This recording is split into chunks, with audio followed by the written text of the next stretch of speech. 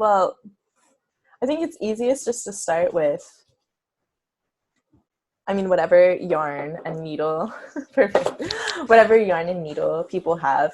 I think what's interesting about knitting is you don't totally have to match the yarn to the needle. You can sort of decide for yourself how loose you want the stitches to be. But normally, you know, today, like a ball of yarn will come with a gauge information and then also the size of the needle that's recommended. But some people, like sometimes they'll have like, you can use knitting needles 8 millimeters to 10 millimeters or something like that. So you have a bit of freedom. So these are actually too big for this, but I wanted to use straight needles so people could see. But I'm just gonna go over 2 really basic stitches, so a knit stitch and a purl stitch. And just to sort of start off, like this is what's called a garter stitch, which is just using knit stitches over and over again. And when you flip it, you also do knit stitches. So it ends up being like a bit stretchy because you can see in between each row. And it's quite stretchy that way as well. And then if you were to do a stocking knit stitch, which is doing a row knit and then you turn it over and do a row purl, you would end up with this. This stitch is really interesting though because it curls on the sides, so you have to be careful. It's like a typical sock stitch. And then this is a rib stitch where you're alternating in each row doing, this is a 2x2, so doing 2 knit, 2 purl. So I'm just gonna go over, yeah, you can go get needles in the little leather bag thing in my room. So I'm just gonna, there are a lot of different ways that you can cast on. A longtail cast on is probably the nicest cast on, but it's also a bit tight. So for example, this edge you can see has been longtail cast on. It's just gonna be me with my face really zoomed in this whole video. I'm trying to block this side. And it's really smooth and clean. But this is a much looser. I don't know if you can tell as much on, unfortunately, but you can see that this one pushes out a lot more and is much looser. So this is kind of better if you're maybe making something that needs to stretch over your neck. So that's what I used for this sweater, just so that then you have a little bit more space. But the easiest way to cast on, I'm gonna flip it so you're gonna just be like running away. I'm gonna like turn the camera this way and we'll see. So I'm using straight needles. I actually typically use needles in the round for nearly everything, and I got this set for like $30 on Amazon, which isn't great, and definitely it also falls apart fairly often. Knitting needles unfortunately can be really expensive, which is a shame, but you can also sometimes get really good deals. I got these 2 on sale. So the first step that you're going to do is you're going to make a slip knot. And the easiest way to make a slip knot is to just fold it over in your hand. And you're going to make sort of an L. And then you're going to reach through and grab the thread and pull it through. And so that makes a knot that you can adjust the width of, and you'll slide it on to your needle. And when you're doing this basic cast on, you can just hold the tail. This is your working yarn, which is what's attached to the ball. And you're really simply just going to make another loop and then poke it through and then pull this to tighten. So that's just something, this is just very simple, but I'm going to do it over and over again so you can sort of see how it works. This actually was really hard for me to figure out. I think knitting really is good for people who can visualize shapes and images in their head really easily. And like I was saying to you, Lily, like it's very mathematical. So if you are mathematically oriented, this maybe will come a little bit more naturally to you. But yeah, so this is just a really simple cast on, and you can see that it's starting to form these stitches. I'm going to cast on, say, 10 stitches. So let me count. 1, 2, 3, 4, 5, 6, 7, 8, 9, 10. And then I'll just show you some really basic stitches. So the first step, normally when you're knitting, you're going to end up, with the yarn, the working yarn on the right, but when you're doing your very first step, it's going to be on your left. And your first step is you're going to hold the needle in your left hand, and you're going to take the edge and poke it through toward the back. So this is just to do a very basic knit stitch. So it's going to end up being this nice little cross. And you can take your yarn. Everybody has sort of like a different way that they hold their yarn. The fastest way for me, I've found, is to just sort of loop it on your right hand. So you're going to take it and you're going to loop it around and pull it back through the yarn. So I'm going to show that again. And don't worry if it's really loose. With this sort of basic cast on, that's really, really normal. With Longtail Cast on, it'll be much tighter, but they end up kind of looking the same at the end of it. So you poke your needle through that loop that you've made.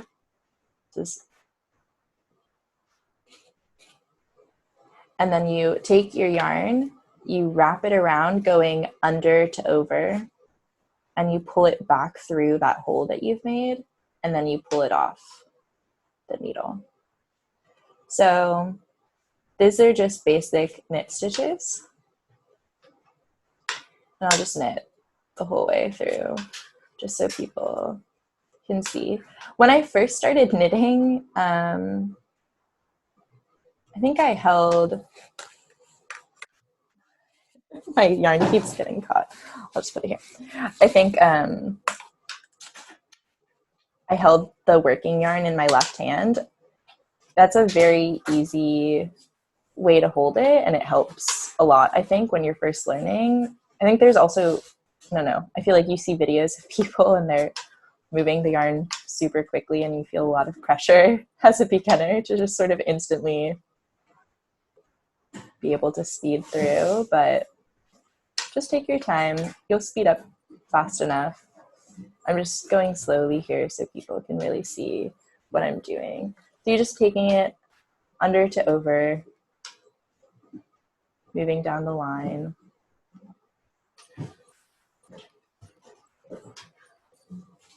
And getting to the edge where the slip knot is.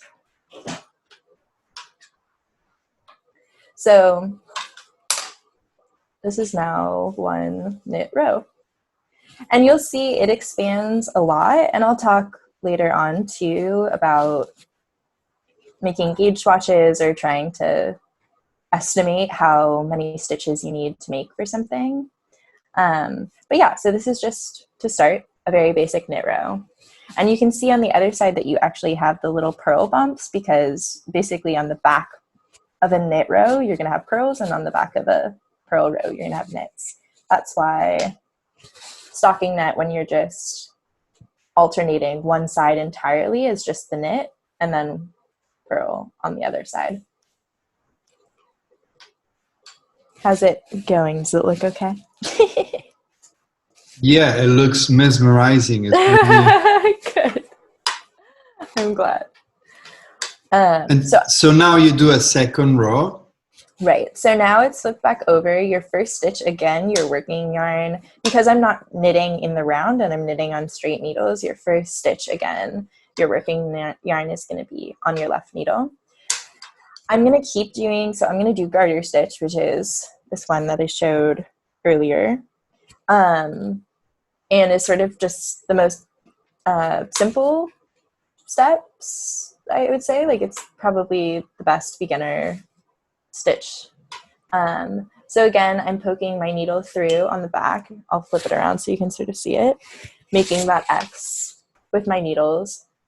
I'm pulling the yarn A bit taut so that I can make sure that that each stitch is even.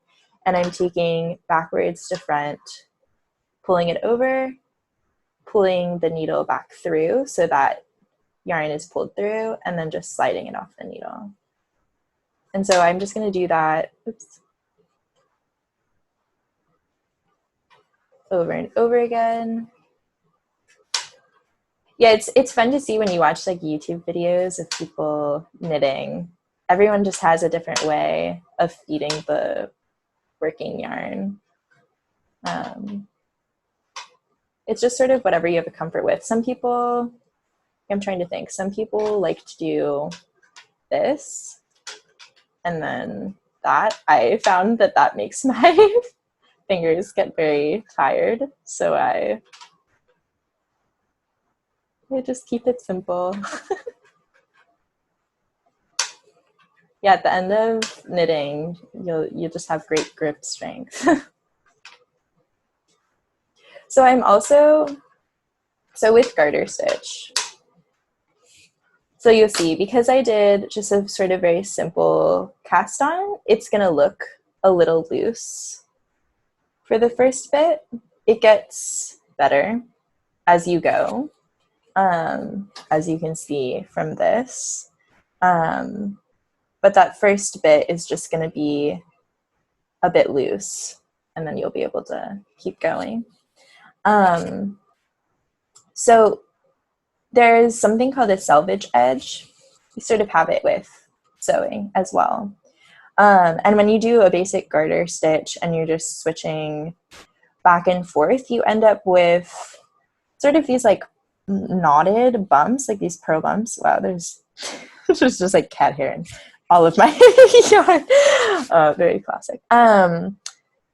And some people really don't like how that looks. There's lots of different ways that you can change the edge of your stitch. I'm trying to think. Like one way is you slip the last, or you purl the last stitch, and then when you flip it, you slip the first stitch. That makes a sort of braid edge, which is, I think, really beautiful to look at. It's sort of what you end up getting with a rib, so you can see the difference in the edge, that is just like a really beautiful braid versus kind of these knot bumps. It's really a personal preference. It's also kind of an additional step to learn, so I'm just going to keep showing regular stitching just so you can get the hang of it. But as you go,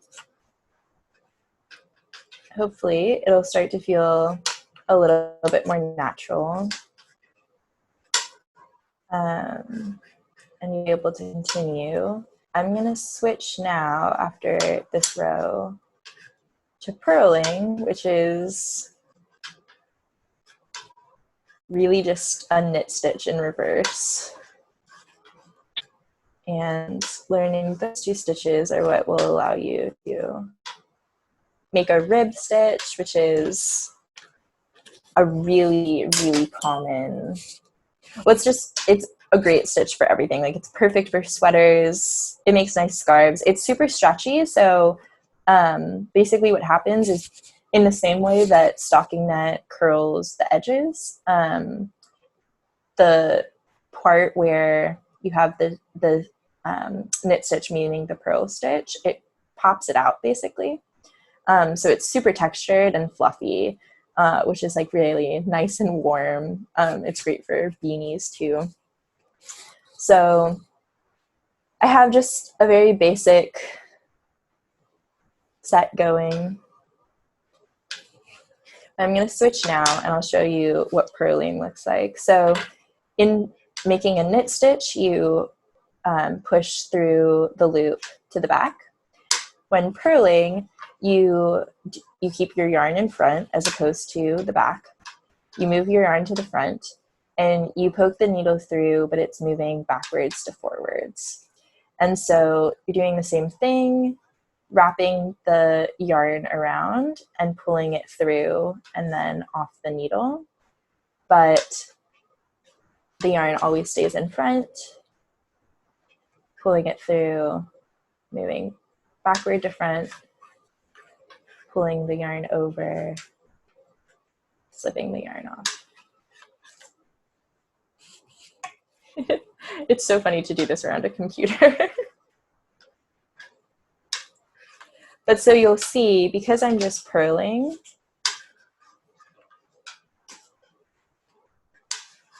I'm done with this row, I'll be able to show you.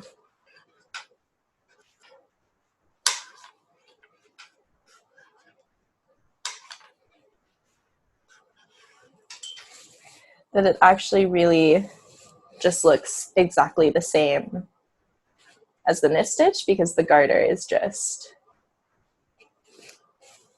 the knit and purl switching back off. It's just switched sides. Can you put a little bit higher? Because yeah, of course. Yes, perfect. So you can see, because I did a knit stitch and then a purl stitch, that knits are, the braids of a knit are starting to form underneath this row that sticks out.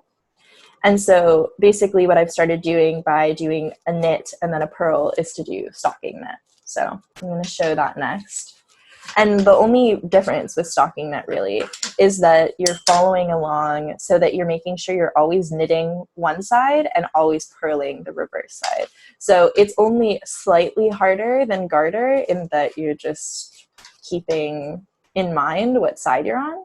But once you start to recognize what knit and purl stitches look like when they're already done, it's actually just quite easy. You can always just look down, check, see if you're still following along. And I think also, like, when I first started knitting, it can feel really unwieldy to hold these knitting needles and the yarn, and you're sliding the working yarn over. So it's definitely something that your hands get used to, and if it feels really uncomfortable now, or it just doesn't necessarily feel natural, that's perfectly normal. So you'll see now that I have the braids starting to form because I have knit this side, purled the back side, and knit this side again, as opposed to doing knit, knit, knit, knit. Can you put a little bit higher? Oh yeah, yes. Sure, sorry. Sorry. No. It's, I just want to make sure that it's. No, I appreciate it. Yes. Thank you. Of course. But yeah, so the one other thing, so like I said at the beginning, these needles are a bit bigger than recommended for the yarn. So you can see that it's a bit loose. They're not super tight between the needles, whereas with this stocking knit stitch, you can see it's super tight. So it's sort of just your preference on how you want things to look. Generally, it looks best when you just follow their recommendations, but you can definitely mess with it, and that can be very fun. So I'm going to do purl one more time just to show, and then we'll move on to rib stitch, and then we can talk about starting a scarf or beanie. So again, I'm poking the needle through the loop, but now backward to front. I've got my working yarn wrapped around my hand. I am sliding the yarn around the needle so that I can pull it through and slide the new loop onto my right needle. And then I am pulling the yarn up the left needle completely. So I just that over and over again. And I am purling this side so that I can keep going with stocking knit. And stocking knit's really easy to do in the round because in the round you're never knitting the reverse side. So you just knit over and over and over again, which is honestly probably the easiest thing to zone out to. Great thing to do while like watching a movie or something.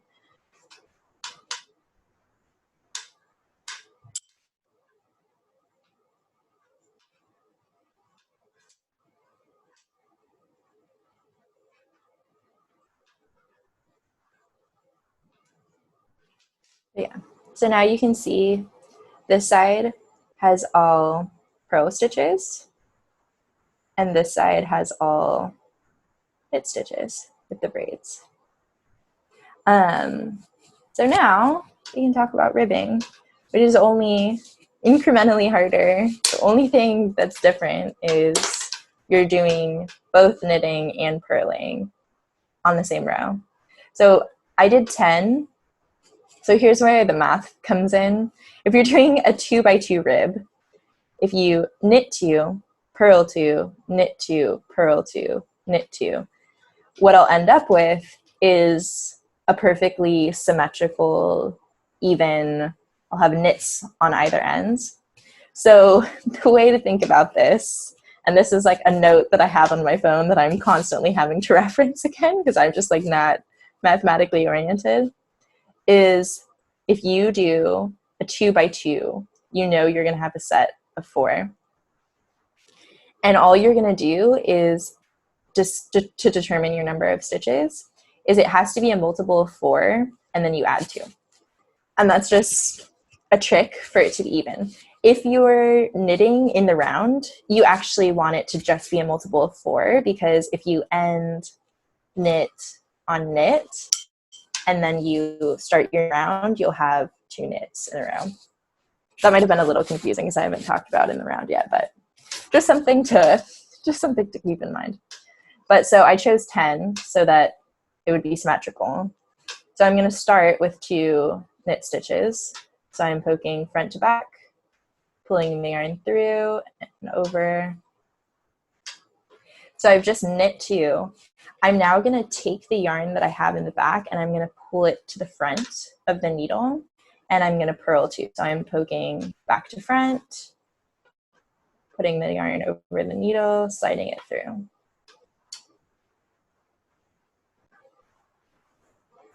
So I've just knit 2 and then purl 2. To go back to knitting, I'm going to move the yarn back over to the other side and knit 2. So then I just moved my yarn forward,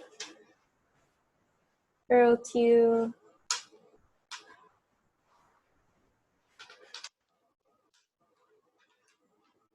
move my yarn back over, knit 2.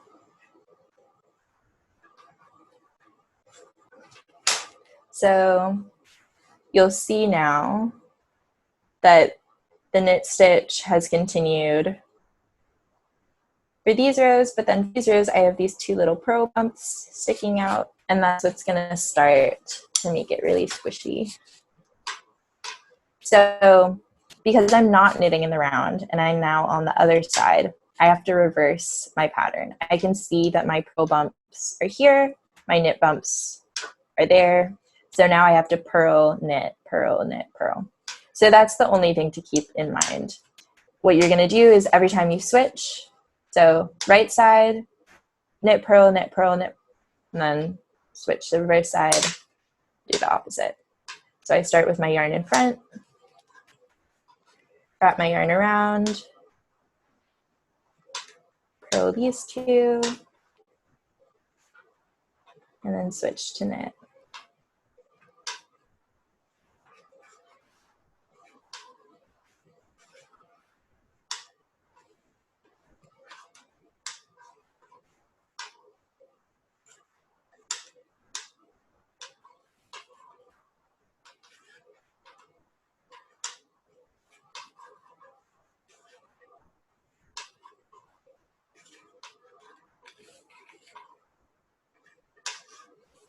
So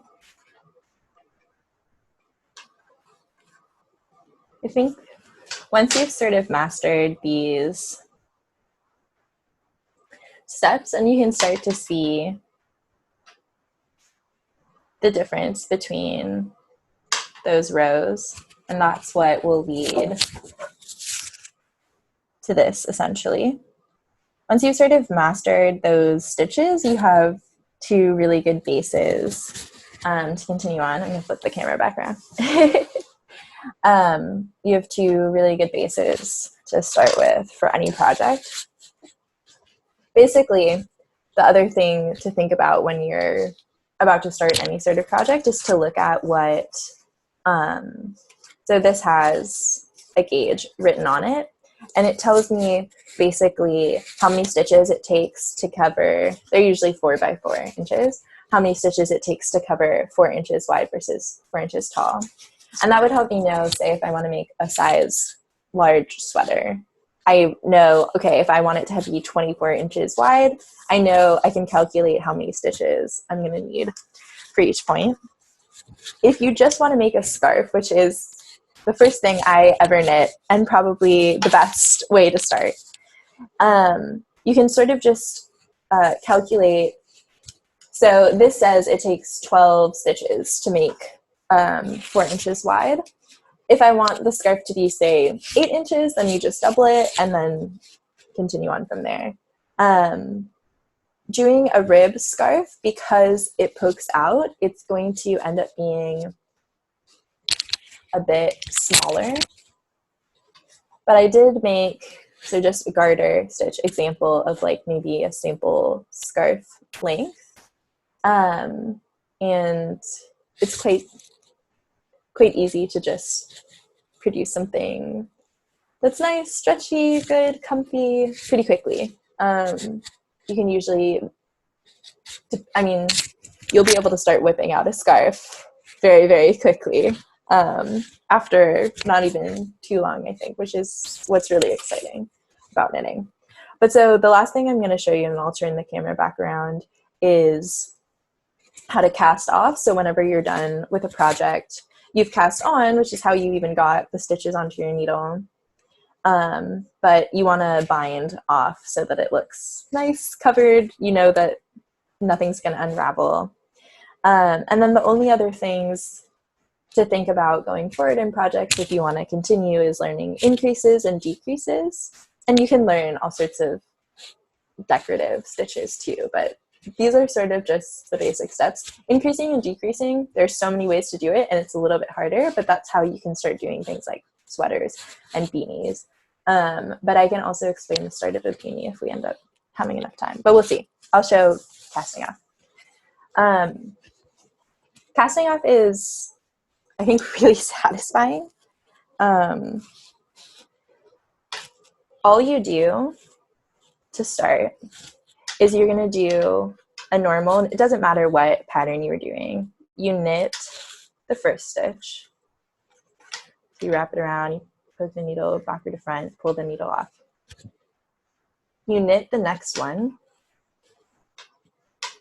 And once you have the two, you take your left needle and you pull the first loop over the second loop. So I'll do that again. So I leave this on my right needle. I knit the next stitch. Then I take that left needle, I pull it through that loop on the right, and I pull it over that second loop. So I'll keep doing it, and you'll be able to see the braid that it starts to make. You just pull the needle over that.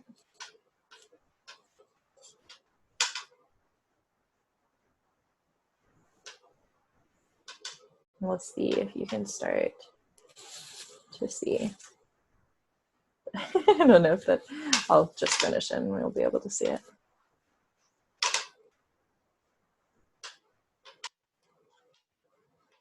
But yeah, so you can see that like this is a bit loose. It's not really tightly knit just because I used big needles, but that could be a fun choice to make for a sweater or something like that. Or you could decide to make a scarf or beanie that way. So it's sort of just whatever you have on hand. So I've gotten to the last stitch. You can now see that it's a totally braided end. All you're gonna do, and I stupidly didn't bring scissors over, but that's totally fine, is you're gonna take that last yarn, pull it through, and all you would do is just cut this and pull the yarn through, and that makes a knot that will keep it from coming undone. So this is a very goofy little swatch with a lot of different styles, but so something that I think is really interesting is because cast on, the basic cast on is sort of just like a spiral, and casting off always makes this braid. It usually goes better with doing, say, a long tail cast on. Like you can see on this that the edges where I cast on and cast off don't really look much different at all, whereas this, you can tell that this is a very different stitch. It's kind of hard to undo stitches the wrong way. Like, I guess actually I can show you. If you've made a mistake and you want to go backwards, it's really easy to undo the way you've knit. So these will come out very, very simply. Going the other way is... That was very satisfying to watch. Yeah, it's really nice to watch. Yeah, kind of the great thing about knitting too is it doesn't have to be product oriented at all. It can just be process. But yeah, going the other way, see if I can undo my own slip knot. I don't have the nails for this. Is much harder, but I'm sometimes a perfectionist with it, and I don't like to have it to look very different. So sometimes I undo the last row and then cast off again, just so that you can see. But you have to undo stitch by stitch. So not something I would recommend, but just to point it out. But yeah, so those are just kind of the most basic steps just to start knitting. You can start, I think garter stitch is just the easiest way to go, but you can throw in stocking net or ribbing too. And then you can just build up, and it's so easy to just kind of like mindlessly knit. Such a good activity to do sitting at the table, watching anything, whatever it is that you're doing. And you can build up, and I meant to grab a scarf that I had knit, I totally forgot, but that's totally fine. But you can just make something super long, super short. Just start with whatever project you want. If you do find a set of needles in the round, some are really nice. Some are pretty shabby, like the ones that I have, which break all the time. But if that is something that you're interested in, you would just look up how to join in the round. And then you can literally just knit around and around and around and make maybe like a cowl neck or a beanie is probably the next best step. And to do that, you would just look up joining in the round and then increasing, and yeah, probably increasing because you'll knit bottom up. But so those are kind of just the basic steps to get into it. But you can actually take just those, so what you were saying, Lily, if you can take those really simple small things and then build up and make these wild shapes and do whatever it is that you want with the project. But yeah, that's basically it. Did you, in going through that, did you have any questions? I'm curious if, I mean, it's hard because you weren't able to knit along with it. Yeah, it's difficult to know if I would have any questions. Right. Because by looking at you doing it several times, it made it seem like, okay, I now get the hang of it. I think I can do it. So I think that having the video there to always reference to, it will answer a lot of the basic question that I think I would have. Totally. And I would say that the easiest way to learn is someone sitting down with you and showing you. I'm a super visual learner, so I can't read just instructions. But yeah, watching this video over and over again until you get the hang of it. I mean, that's how I learned, is just watching the same YouTube videos over and over and over again until it's sort of processed. But there are lots of really good websites out there that have lots of free patterns, lots of information. I'm thinking of Purl Soho, or We Are Knitters. Wool and the Gang have some too, just that have tons of information online, and there's so many YouTube channels. But I find that sometimes a bit overwhelming. So yeah, but it's really nice and enjoyable. So I hope someone can learn from it and maybe start. It's a good hobby to be starting right now.